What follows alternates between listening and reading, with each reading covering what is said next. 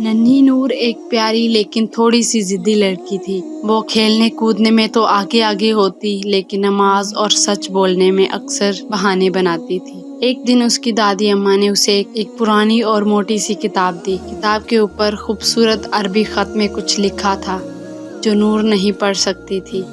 दादी अम्मा ने कहा, ये एक जादुई किताब है, लेकिन याद रखो, ये किताब तभी खुलेगी जब तुम्हारा दिल साफ, जुबान सच्ची और अमल नेक होंगे। नूर हंस कर बोली, दादी किताब जादुई है या आपकी कहानी? दादी मुस्कुराकर खामोश हो गई। पहली रात नूर ने किताब खोलने की बहुत कोशिश की, लेकिन वो बिल्कुल भी ना खुली। क्या ये वाकई जादुई है? नूर ने सोचा। अगले दिन वो अपनी सहेली से झूठ बोल बैठी, नमाज भी नहीं पढ़ी और अम्मी की मदद करने के बजाय मोबाइल पर कार्टून देखती रही। किताब फिर न खुली। दूसरी रात नूर ने ख्वाब में एक नूरानी चेहरे वाला फरिश्ता देखा। फरिश्ते ने कहा, नूर, इस किताब में अल्लाह के खास राज हैं, लेकिन वो दिलों पर ही जाहिर होते हैं जो नेक हों। नूर घबरा कर उठी। दिल में एक अज़म पैदा हुआ। अगले दिन उस नूर ने जल्दी उठकर फजर की नमाज पढ़ी, अम्मी की मदद की, सहेली से माफी मांगी और झूठ से तौबा की। शाम को जब वो किताब के पास पहुंची और हाथ रखा तो किताब एकदम से रोशनी से चमक उठी।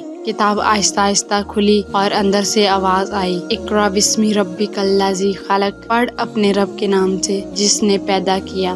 नूर की आंखों में आंसू आ गए। दादी अम्मा ने कहा, ये कुरान पाक की पहली वही है। जिस दिन तुम सच्चाई, इबादत और नेकी को अपनाओगी, अल्लाह के राज तुम पर खुलने लगेंगे। अब नूर रोजाना नमाज पढ़ती, सच बोलती और दूसरों की मदद करती है, और वो किताब अब रोज उसकी रहनुमाई करती है, जैसे इसमें जादू नहीं बल्कि हिदायत हो। अल्लाह की रोशनी सिर्फ उसी दिल में उतरती है जो नेकी और सच्चाई से रोशन हो।